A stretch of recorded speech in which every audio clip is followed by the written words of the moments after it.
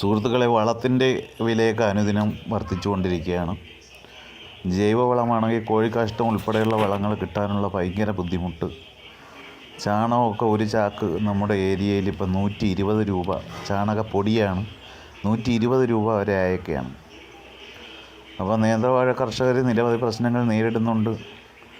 ഇതെല്ലാം ഇട്ട് റെഡിയാക്കി ഭയങ്കരമായിട്ടുള്ള ചിലവിൽ നേന്ത്രവാഴക്കുല വിളയിച്ച് കൊണ്ടു കൊടുക്കുമ്പോൾ അതിനനുസരിച്ച വിലയും കിട്ടുന്നില്ല.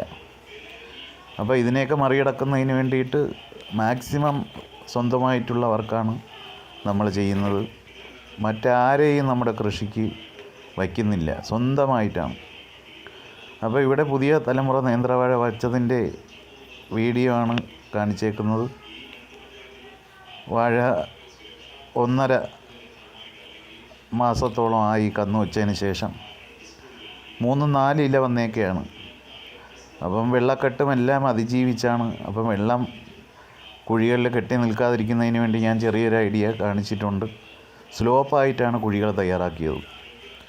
അതുകൊണ്ട് തന്നെ വെള്ളം കുഴിയുടെ ഒരു സൈഡിലങ്ങ് നിന്ന് വറ്റിപ്പോവുകയാണ് ഉണ്ടായത്. അതുകൊണ്ട് തന്നെ വാഴകൾ അധികം അഴുകിപ്പോയില്ല. അപ്പം 3-4 ഇല വന്നുകൊണ്ട് തന്നെ മഴ ഇത്തിരി മാറിയിട്ടുണ്ട്. അപ്പോൾ ഒരു പ്രയോഗം നടത്തണം.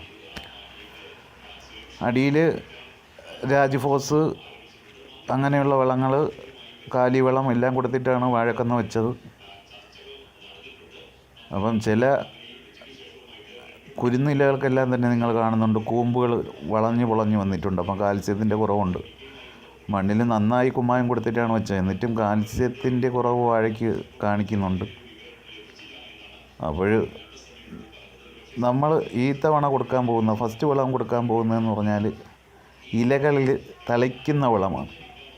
19 ഇലകളിൽ തളിക്കുന്ന രീതിയാണ് നമ്മൾ ഫസ്റ്റ് വളം കൊടുക്കാൻ പോകുന്നത്. അപ്പം പുതിയ ഇലകൾ വരുന്ന സമയത്ത്, കന്നിൽ നിന്നും കൊച്ചിലകൾ വരുന്ന സമയത്ത് ഇതേ കണക്കുള്ള പുള്ളികൾ, കറുത്ത പുള്ളികൾ കാണും. അതൊന്നും ആരും വിഷമിക്കേണ്ട, അതൊക്കെ മാറിക്കോളും.